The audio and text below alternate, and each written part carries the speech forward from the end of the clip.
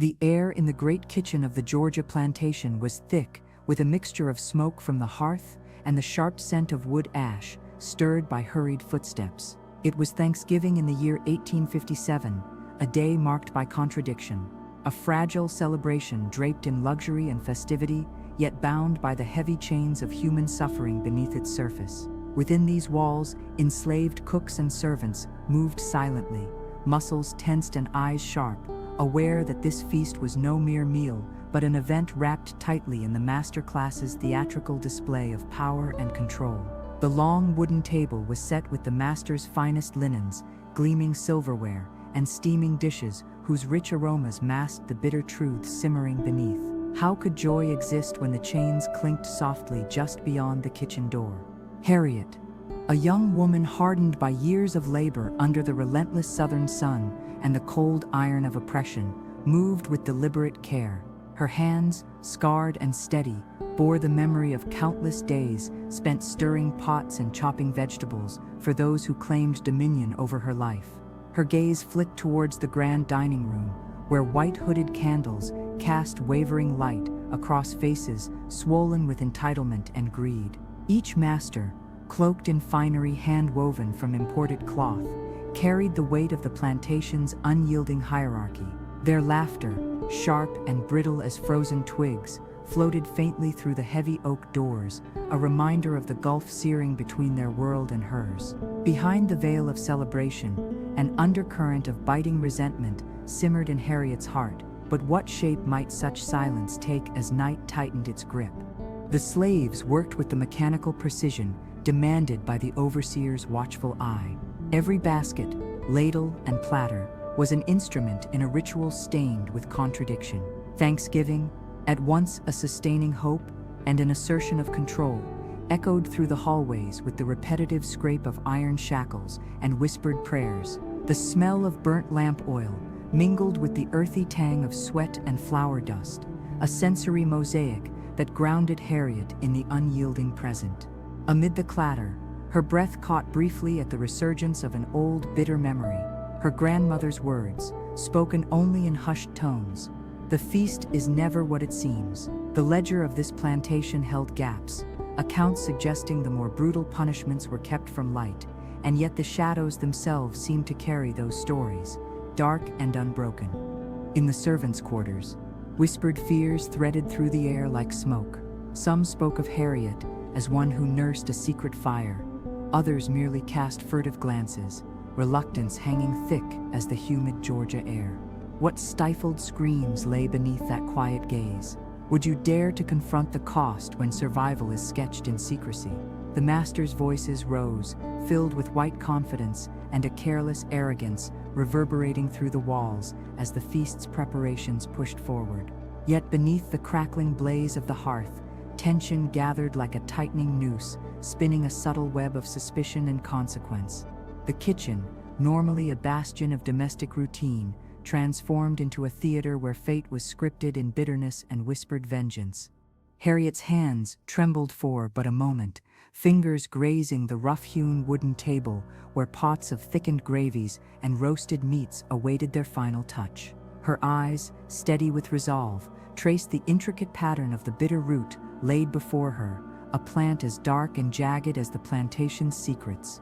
Once a healer's ally passed down through generations, it had become a tool of insurrection, its poison seeping silently into the night's offerings. The cold texture of the root, coarse and fibrous, pressed against her palm like a secret she would carry alone. The question lingered, shadow-like, could such a small act alter the iron grip of centuries, or would it only deepen the shackles in the darkness ahead?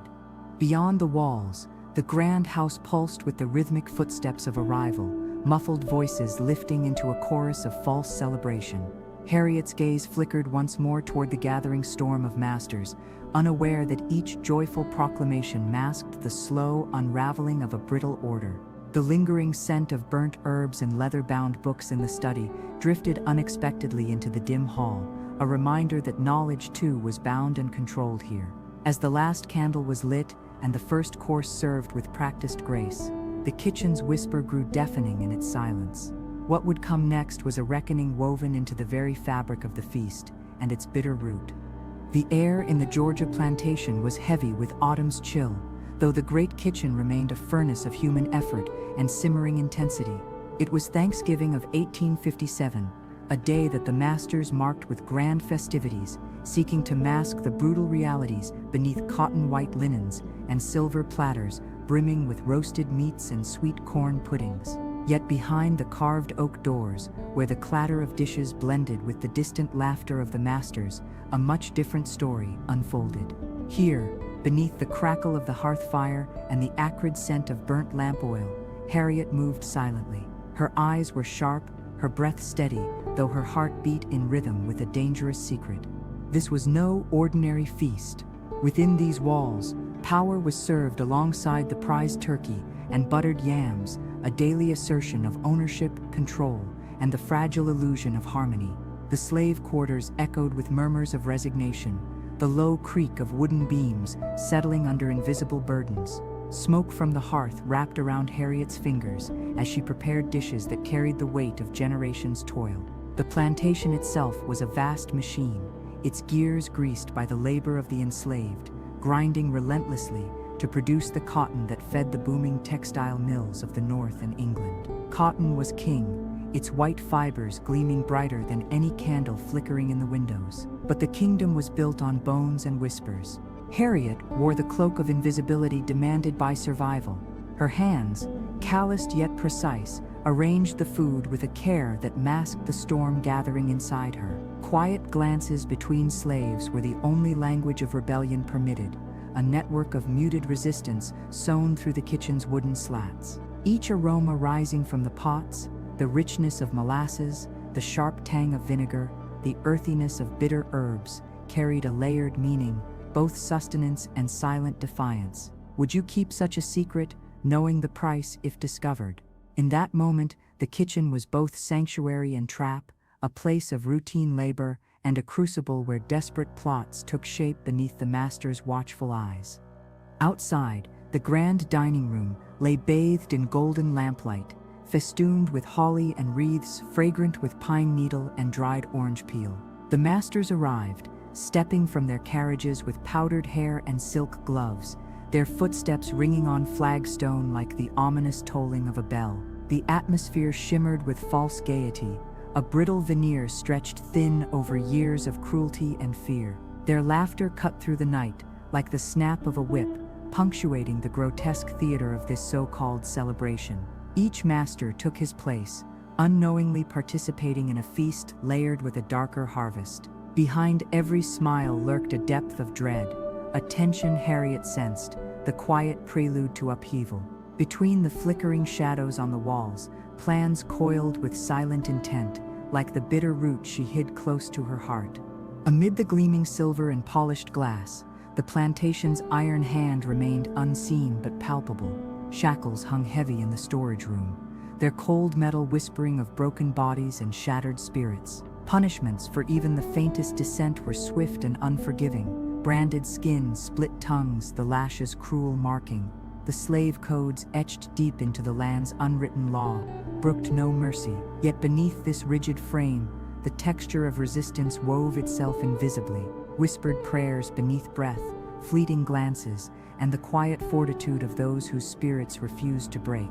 As the feast began, the kitchen's heat was not from the fire alone, but from the simmering choices of one woman poised on the edge of irrevocable action. The bitter root was ready. Harriet's hands hovered over her work, steady despite the storm of thoughts beneath her calm exterior. The grand Thanksgiving feast loomed like a specter, a fragile veneer stretched thin over the creaking foundations of the plantation's brutal reality. Accounts suggest the kitchen was alive, with a peculiar kind of tension that day. Whispers hidden beneath the clatter of pots, the sharp scent of bitter root blending with the heavy aroma of roasting meats and molasses-soaked yams. Each dish carried a weight far beyond its taste, simmering with secrets that the polished silverware would never echo. The masters gathered in the great house, their laughter brittle and sharp as branches cracking in frost. 12 men, powerful, arrogant, and sure of their dominion, sat down to the table unaware. The very feast meant to celebrate their privilege was laced with peril. Harriet's gaze often flicked toward the door, as though expecting the walls themselves to breathe with the knowledge she held close. There was a stillness to her presence, profound and unsettling, like the calm before a storm that would soon rend the quiet apart. The weight of invisible chains pressed down, stronger than any iron cuff, the law's shadow, the threat of death, the necessity of silence. Between whispered glances and what-ifs, the kitchen became an uneasy stage for quiet revolt. Slaves moved among the shadows, their faces drawn and eyes sharp, knowing what fate could await any hint of defiance. The harsh legal codes made the act of poisoning not just rebellion, but an irrevocable challenge to the oppressive order. Records imply suspicion whispered hallways quickly, fingers pointed, accusations hanging like smoke in a room too close to suffocation, yet Harriet did not flinch. Her hands, dusted with the residue of bitter root and dried herbs, betrayed no tremor. What haunted her gaze was not fear, but a tragic resolve to carve a beginning from the heart of devastation. As the evening wore on, murmured fears crept like fog through the servant quarters. The first sign of catastrophe was subtle. A cough, a hesitation in speech, a hand pressed suddenly to a pale throat. Panic rippled across the room of masters, like a sudden chill spreading through the bones of the house itself. By dusk, 6 men were writhing in illness, 2 already claimed by the silent venom of the feast. Despite the mounting dread, Harriet remained present yet apart, a sentinel to her own irrevocable act. The bitter root's shadow stretched long, binding her and the plantation in a shared fate. What began as a meal now became a reckoning, a poisonous symphony with no applause, only silence and the slow fall of justice veiled in sorrow. Harriet's steps were measured, each footfall muffled on the worn kitchen floorboards, carrying more than food. That which she hid was heavier than a basket laden with yams or molasses-soaked pies. The feast of 1857, bursting with the aroma of roasted turkey and spiced corn pudding, had gathered 12 Southern masters, their faces flushed with wine and false cheer, ignorant of the darkness about to settle on their table. Accounts suggest Harriet moved through the cavernous kitchen space like a shadow, her fingers tracing the worn edges of pots and utensils, as if seeking strength from the tools of her daily servitude. The soft scrape of wood against stone echoed the slow, deliberate rhythm of her breathing, a calm stretched tight across a taut wire of resolve and resentment. Within the walls of the plantation house, the tableau was one of calculated performance. The masters, draped in silks and starched collars, laughed with an easy arrogance, their voices slicing through the heavy air like the sharp bite of winter frost on bare skin. The bitterness of the season was not in the chill, but in the festivity they forced. Thanksgiving, a hollow custom in a land etched with pain and silence. Slave codes of the time offered no mercy. The law was a whip, a shackle, an ever-watchful eye demanding obedience. Poisoning was an unthinkable crime, punishable by death. Yet Harriet's hands bore the knowledge of bitter roots and black nightshade, secrets passed down by grandmothers who knew the tongues of plants as well as the chains that bound them. Would you hold such a secret if your life depended on it? The first to falter was Judge Renner, his fork slipping from pale fingers, a sudden cough fracturing the brittle veneer of civility. Confusion blossomed quickly.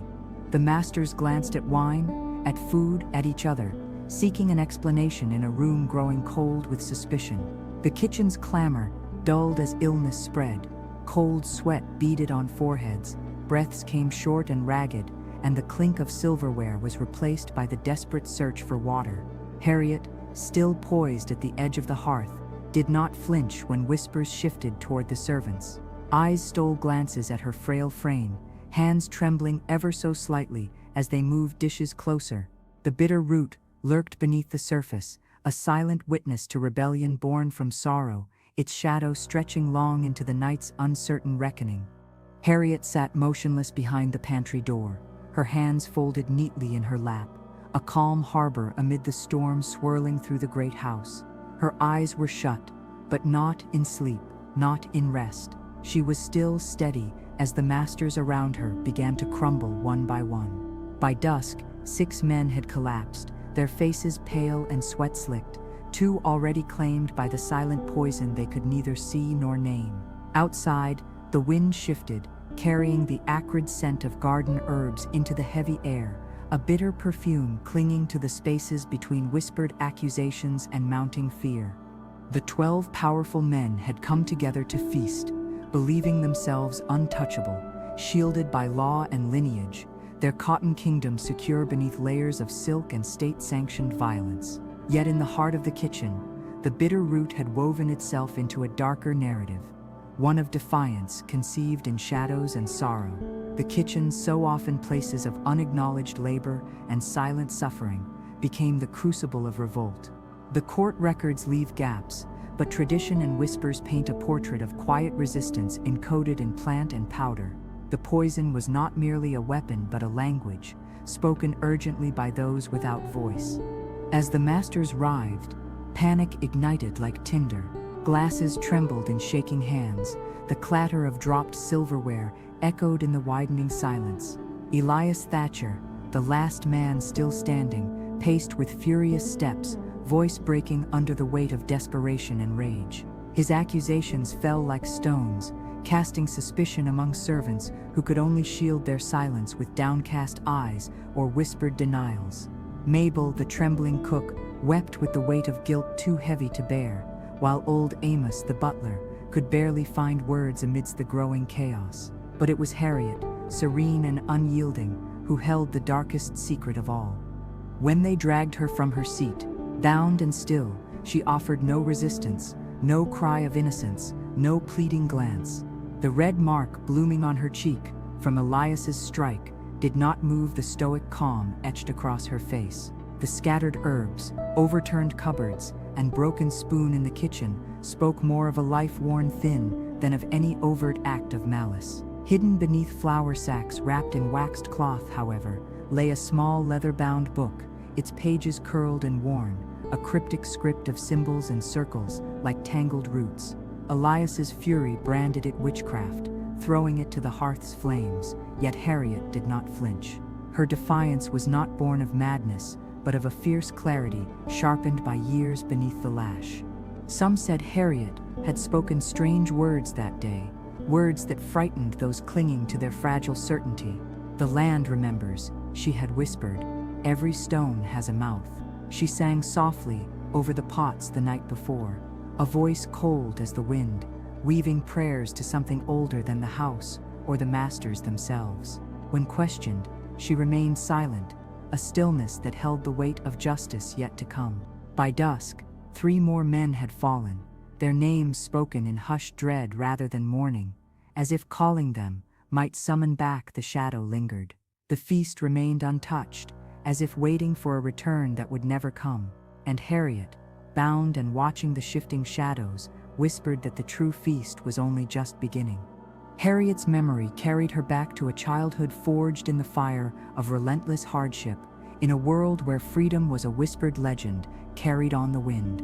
The relentless southern sun, the unforgiving labor from dawn to dusk, and the ever-watchful overseers had shaped her into a woman of quiet endurance and fierce resolve. She had known fear of the lash, of the auction block, of being torn from those she held dear, and she had learned to carry that fear like a second skin. Yet beneath the surface, a reckoning brewed, slow and simmering like the bitter root drying in the window's flickering light. The decisions leading to the feast's dark turn were weighted with the crushing knowledge of what might be lost and what might be gained. Harriet's resolve was tempered by the knowledge that poison was not just an act of rebellion, but a last, desperate plea for justice in a world that offered none. In the kitchen, her fingers trembled slightly as they moved among the herbs and pots, but her gaze was steady, fixed on a future only she could see. What would fate demand from a woman whose vengeance was born, not from hatred alone, but from a profound grief tempered by centuries of silenced voices? The bitter root was a talisman and a weapon, each leaf and bark soaked with memory and meaning. The moral crossroads she faced was as intricate and fraught as the very food laid before the masters. Could her act be justified when measured against the relentless violence of her world? Each dish was a calculated risk, each serving a silent prayer whispered to ancestors who had walked this same line between survival and rebellion. The law was clear: poison meant death, and death meant swift, brutal retaliation. But the law was made by those who wielded power, a power rooted in cruelty. Harriet's choice defied the order, challenged the master's illusion of control, and asked what price freedom might truly demand. Would the world ever understand the burden carried in such a silent act of defiance? As the night deepened and the masters succumbed one by one to the unseen venom, Harriet's mind clung to threads of hope and dread, intertwined like the roots of the very plant she wielded. To avenge suffering, to reclaim some measure of dignity, even at the cost of her own life, was both a triumph and a tragedy. The bitter root's legacy would ripple far beyond the walls of Fair Hollow, etched in whispers and shadowed memories. What began as a bitter feast was bound to become a tale of reckoning carried on the wind, where the distinction between justice and vengeance blurred like the smoky light at dusk. Harriet Tubman's methods of resistance, forged in the fire of relentless peril and hope, embodied a blend of courage, ingenuity, and spiritual conviction. Unlike the violent rebellion some dreamed of, her approach was often marked by stealth and survival. Early in life, she learned to mask her presence beneath layers of coarse cloth to protect against the overseer's lash.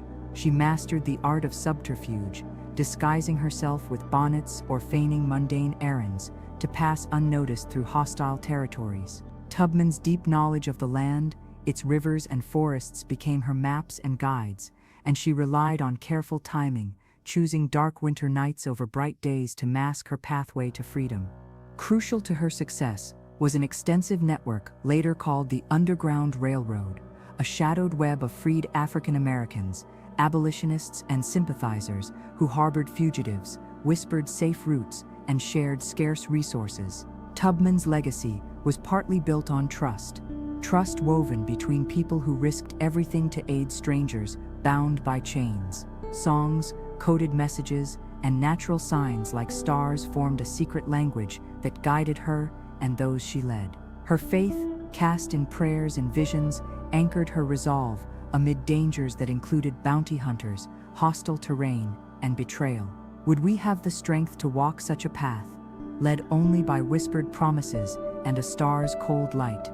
Tubman's resistance extended beyond escape.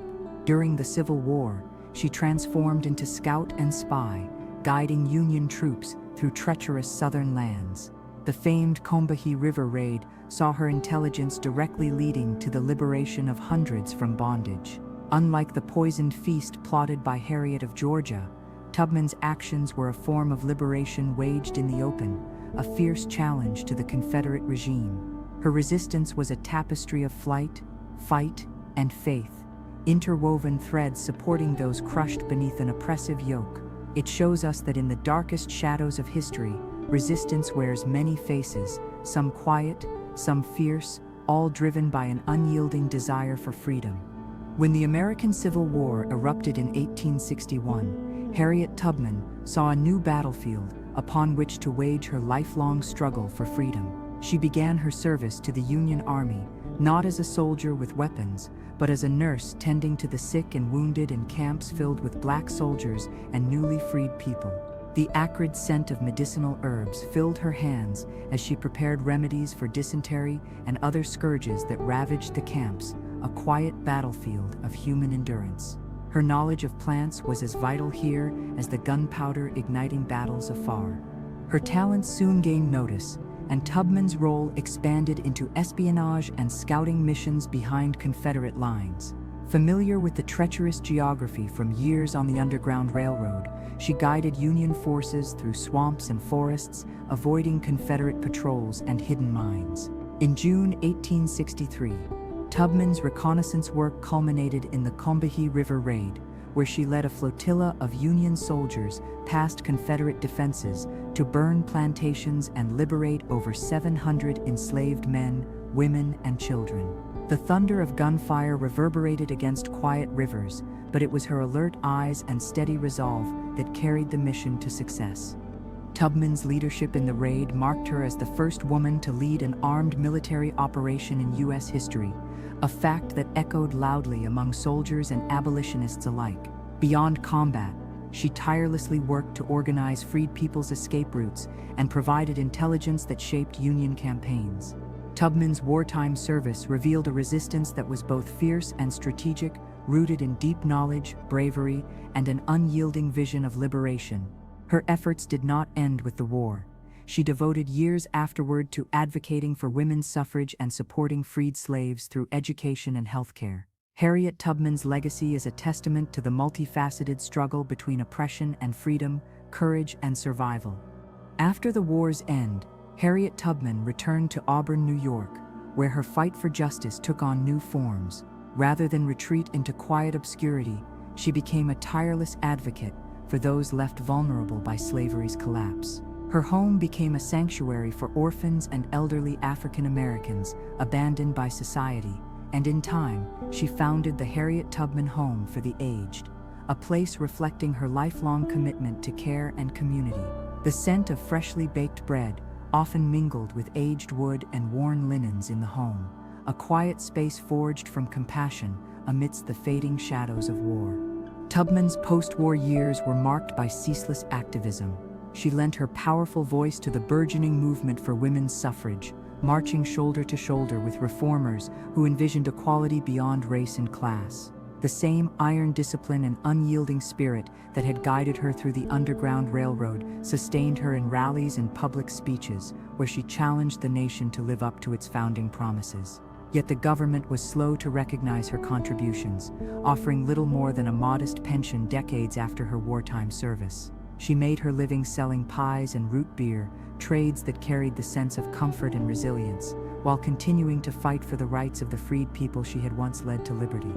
Despite the trials, Tubman's legacy solidified over the years, not only as the Moses of her people, but as a beacon of persistence amid injustice. Even as her health waned, she maintained a presence forged in courage and compassion. When she passed in 1913, surrounded by family and friends in the home she had created, she was buried with military honors at Fort Hill Cemetery in Auburn. The quiet dignity of her grave is a testament to a life that wrestled with injustice through resolute bravery. Tubman's story teaches us that freedom extends beyond escape. It is the ongoing struggle for dignity, care, and equality, even in the waning light of history. Harriet Tubman's legacy casts a long and resolute shadow across American history, an enduring testament to courage, resistance, and the unyielding quest for justice. After escaping slavery herself, Tubman risked everything to conduct approximately 70 enslaved individuals to freedom, weaving a clandestine network known as the Underground Railroad. She earned the reverent title Moses among African Americans for her unerring ability to lead others to liberation without losing a single passenger. Her daring journeys, often undertaken on darkened nights with only stars as guides, became symbols of hope against the oppressing weight of bondage. During the Civil War, Tubman expanded her resistance, becoming the first woman in U.S. history to plan and lead an armed military raid, the Combahee River Raid, which freed more than 700 enslaved people. Her work as a nurse, cook, scout, and spy for the Union Army underscored her multifaceted commitment to emancipation. Yet, her contributions extended far beyond battlefields and clandestine escapes. She fought tirelessly for women's suffrage and civil rights, advocating for equality in a nation still wrestling with its conscience. Tubman became a beacon of resilience, whose story inspired generations of activists and leaders across political spectrums. Her influence resonates in the heart of American culture. Plans to place Tubman's image on the $20 bill symbolize her stature as an icon of freedom and fortitude. To this day, her life challenges us to confront enduring questions about justice, resistance, and the meaning of freedom in a society scarred by racial inequality. Harriet Tubman's legacy is not only that of a historic figure, but as a constant call to action, a reminder that the fight for dignity and equality is ongoing, carried by the roots planted deep in the soil of sacrifice and hope. The hunt for Harriet, in the aftermath of the poisoning, was relentless and unyielding, marking the plantation with shadows as long and dark as the iron chains that bound its enslaved laborers. Whispers of suspicion wound their way through every creaking floorboard, every shuttered window, casting suspicion like a thick fog upon the quarters where Harriet had once moved unseen. The overseer's boots struck the earth with the severity of a death knell, punctuating a day when trust shattered and fear grew like wild thorns. Records suggest that the consequences rippled far beyond the immediate, fracturing the fragile bonds that had held the enslaved community together under the tightest surveillance. Accusations swirled as fingers pointed in desperation. The master's household, once a palace of privilege, twisted into a cage heavy with dread. Slaves exchanged furtive glances, laced with fear and silent pleas, their eyes reflecting a gathering storm of betrayal and uncertainty. Some believed Harriet's act was madness, born of unspoken horrors. Others saw in her the fierce heart of resistance, beating wildly against the relentless night. But what was certain was that the fragile fabric of their enforced harmony had unraveled beyond repair. Would the cost of such defiance be too great? Or was this shattering the first brittle link in the chains? The overseer's interrogations were brutal, held under the harsh gaze of dim lantern light, hands rough and unyielding, as the chains rattling softly in the corner. Harriet's silence was as powerful as any declaration, a quiet refusal that echoed louder than screams. The kitchen, once a place of routine labor, became a courtroom of shadows where each moment stretched taut with unspoken threats. But beneath this tension, an undercurrent of hope pulsed, fragile yet unbroken, woven not through words, but the stubborn resilience of a woman who dared to wield bitterness as both curse and weapon.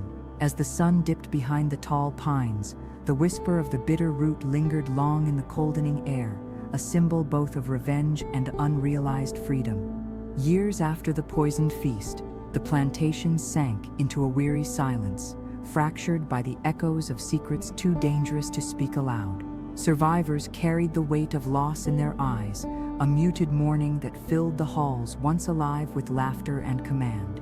The great house stood as a dim silhouette against the setting sun, its shutters banging faintly in the rising wind, like broken hearts struggling to breathe beneath the oppressive weight of memory. Within the quarters, the enslaved whispered stories inked with sorrow and defiance, wrestling the truth between oral history and official records that erased what they feared to remember. The atmosphere was thick, with the residue of suppressed rage and fear. Beneath the layers of dust and shadow, the bitter root remained, a silent witness to Harriet's act and its reverberations through time. The plantation's economy faltered briefly, shadowed by suspicion and the absence of masters who had once dictated life and death with a word or a lash. Faint traces of the poisoned feast seeped into legend, half-truths tangled with terror and hope, passed from trembling lips across generations. The weather turned cold earlier that year, winds sharp as whispered curses sweeping through the fields where cotton once gleamed under the harsh sun. Time stretched, yet the story refused to fade into nothingness. Oral histories offered fragments of Harriet's courage, casting her as both a savior and a specter, haunting the memory of the enslaved and masters alike. These stories, marked by contradictions and silences, grew like vines over the records official hands tried to erase. In the flickering glow of evening fires, questions remained: what price was paid for such desperate rebellion, and what legacy did it leave behind? The bitter root's shadow wove itself into the fabric of the plantation's memory, a symbol of resistance that refused to be buried by time or repression.